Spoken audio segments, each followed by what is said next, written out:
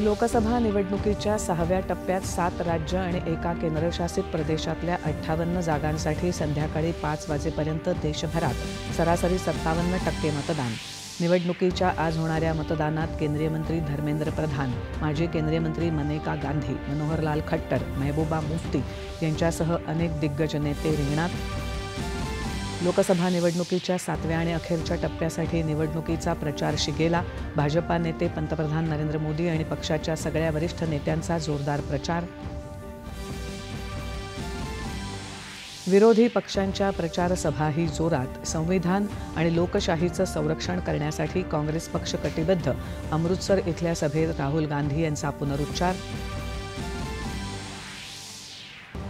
धर्माधिष्ठित आरक्षण संविधान विरोधी, त्यामुळे कदापि देणार नाही. डीडी न्यूजच्या विशेष मुलाखतीत पंतप्रधानांची ग्वाही. 400 जागा जिंकण्याचा व्यक्त केला विश्वास. लोकसभा निवडणुकीत आजवरच्या सर्व टप्प्यांमधल्या मतदारांची एकूण संख्या आणि टक्केवारी निवडणूक आयोगानं केली जाहीर. फॉर्म 17C मधल्या आकडेवारीत छेडछाड शक्य नसल्याचं आयोगानं केलं स्पष्ट.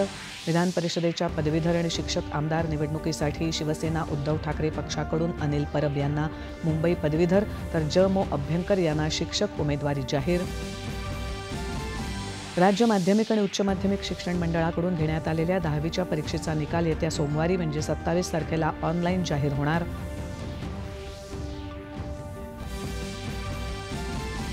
कान चित्रपट महोत्सवात अनसर्टन रिगार्ड विभागात भारतीय अभिनेत्री अनसुया सेनगुप्ता यांना द शेमलेस या चित्रपटातील अभिनयासाठी सर्वोत्कृष्ट अभिनेत्रीचा पुरस्कार. तिरंदाजी विश्वचषक स्पर्धेत टर्कीला 90, भारतीय महिला संघाला सुवर्णपदक. तर जागतिक पॅरा ॲथलेटिक्स अजिंक्यपद स्पर्धेत भारताची धावपटू सिमरन शर्माला सुवर्णपद. पॅरालिम्पिकसाठी ही पात्र. आणि मलेशिया मास्टर्स बॅडमिंटन अजिंक्यपद स्पर्धेत थायलंडच्या प्रतिस्पर्धीला 90, PV सिंधूची अंतिम फेरीत धडक.